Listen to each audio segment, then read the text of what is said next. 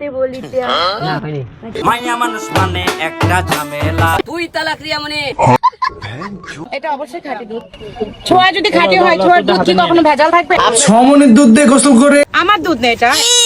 না, মানে সোয়ামনির গরুর দুধ দিয়ে গোসল করে স্যাতখা রিয়ামণিকে ভুলে গিয়ে আরেক সোয়ামনিকে আই লাভ ইউ বললো Hero Alam. I love you two.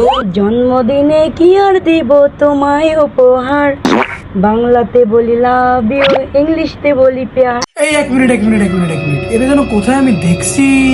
আমি বাগেরহাটের মেয়ে, হ্যাঁ না ভাই, হ্যাঁ বাগেরহাট থেকে এসেছি। এ বাগেটের প্রথম রেমিটেন্স যোদ্ধা। এই বাবা 10 মাস 10 দিন আপনি গর্ভ ধারণ করলো, তাকে কই পাবেন?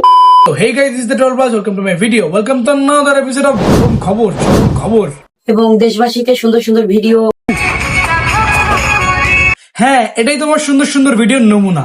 সাথে আমাকে কোনো কম্পেয়ার করবেন না, কারণ সে যে কোয়ালিটি এবং কোন জায়গা থেকে উঠে এসেছে। সে কোন জায়গা থেকে উঠে আসছে জানি না, কিন্তু তুমি বাগেরচরের মান সম্মানটা চটকাই দিছো। সেটা আমি না ভাই, আমি এডুকেটেড একটা পারসন। আমি ইন্টার কমপ্লিট করলাম, এখন অনার্সে ইনশাআল্লাহ ভর্তি হবো। সো ঢাকা বিশ্ববিদ্যালয়ে হয়তো ভর্তি হবো। কি এতে বসাইয়া তোর যদি আমার হইতি রে ও হিরো আলম।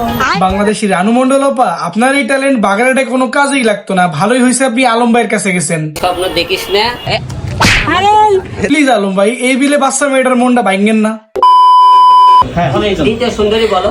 আমি সত্যি তোমার অনেক অনেক অনেক অনেক ভালোবাসি। I really love you. I love you too. জায়গা থেকে ভালোবাসা হয়, তারপরে হয় বিয়ে। এক মাগি সদনের জ্বালায় রাত্রে টেকতে পারি না, এই বোকা সদা আবার এসে বিয়ে নিয়ে। এটা যদি হয় তবে হ্যাঁ, নির্লজ্জ তুমি একটা, তুমি অকৃতজ্ঞ একটা। তোমার মতো অকৃতজ্ঞ লোক দ্বিতীয়টা হয় না। তোমার মতো অকৃতজ্ঞ দ্বিতীয়টা হয় না। আরে বউ গেলে বউ পাবেন আপনারা। জি বাবা 10 মাস 10 দিন আপনি গর্ভ ধারণ করলো, তাকে কই পাবেন? আমি তো আগেই বলছি দেশ গেছে, আমার কথা তো কেউ বিশ্বাস করবা না। তুমি ছাড়া ভালো লাগে না। ও অনেক ভালো, আমার খুব কথা শোনা, আমি যা বলি তাই শুনে। হিরো আলম মাসে 5 লাখ টাকা ইনকাম করে বউ খুঁজছে। আমি যদি হিরো আলমের বউ হইতাম, 30টা মেয়ে নিয়ে নতুন করে আমি সামনে কাজ করতেছি।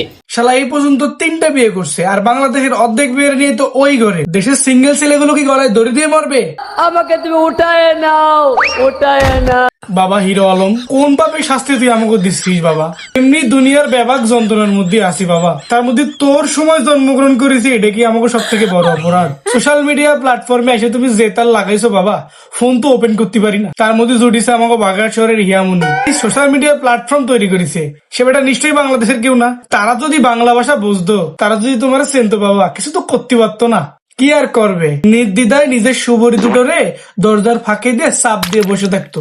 আমাকে বাঙালিকে কপাল ভালো বাবা, উনি বাংলা ভাষা বোঝে না। উনি যদি বাংলা ভাষা বুঝতো রে, তোমার পর রাগ করে আমাকে সুবরি খুলেও নিয়ে যেত।